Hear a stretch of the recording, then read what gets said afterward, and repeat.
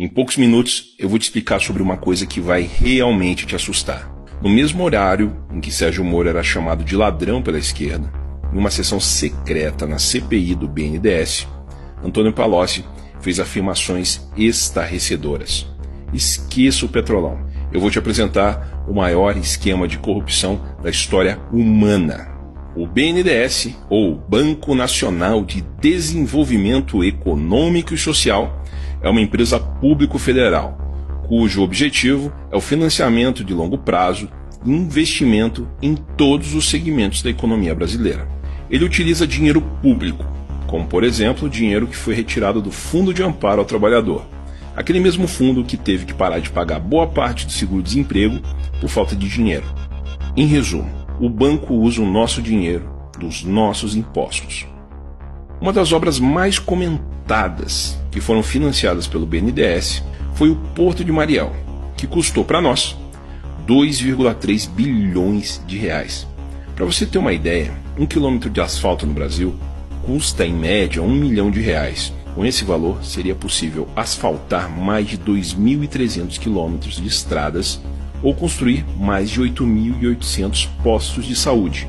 Ou seja, não faz muito sentido emprestar para Cuba um valor que provavelmente não será pago, poderia ser utilizado no Brasil. Mas o que Palocci, o eterno braço direito de Lula, disse na CPI?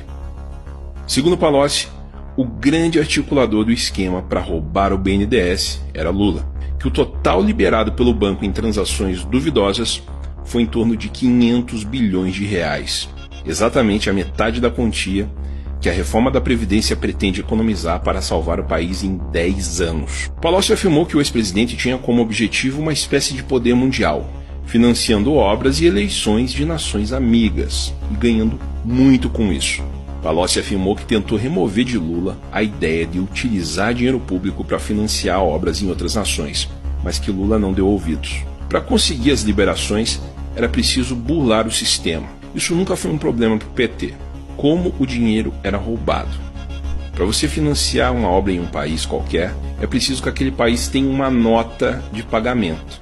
Ou seja, você atribui uma nota de acordo com a capacidade daquele país pagar ou não o empréstimo. Um país como Angola, por exemplo, seria classificado com uma nota baixa, ele não teria condições de devolver esse dinheiro para o Brasil. Mas Angola teve mais de 14 bilhões de reais em financiamento do BNDES aprovados. A manipulação ocorria nas notas de risco e garantias para pagamento dos empréstimos. O país que não poderia devolver o dinheiro, magicamente se transformava em um bom pagador.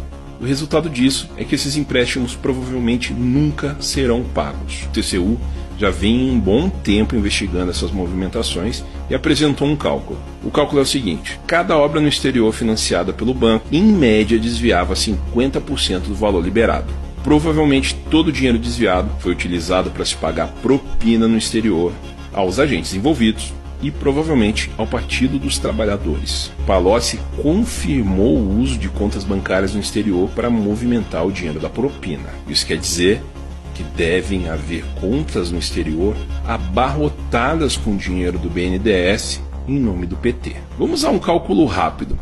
Se 500 bilhões foram liberados para países amigos, e desses 500 bilhões, cerca de 50% do valor era propina, estamos falando numa bagatela de 250 bilhões do dinheiro do contribuinte brasileiro em propinas. Outra coisa que chamou muito a atenção do TCU foi a liberação de empréstimo acima do valor da obra. Por exemplo, uma obra que custava 200 milhões recebia do BNDES 600 milhões. Provavelmente esse dinheiro extra também era propina. Segundo Palocci, dentro do Brasil, Lula tinha outro esporte: criar bilionários.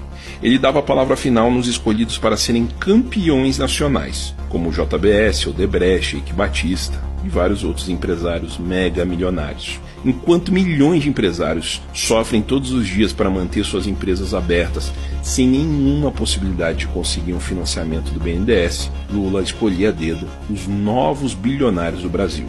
Mas, como eu disse, esse é só o começo. Algumas perguntas ficam. O desespero da esquerda em tentar tirar Lula da cadeia, o financiamento de hackers internacionais, a compra de algumas pessoas da imprensa, tem algo a ver com esses bilhões? Os empréstimos estão sendo pagos? Qual é o verdadeiro tamanho do rombo nos cofres públicos? Que a caixa preta do BNDES seja aberta e que possamos saber de tudo isso. Vamos esperar a resposta desse que já é considerado o maior esquema de corrupção do planeta.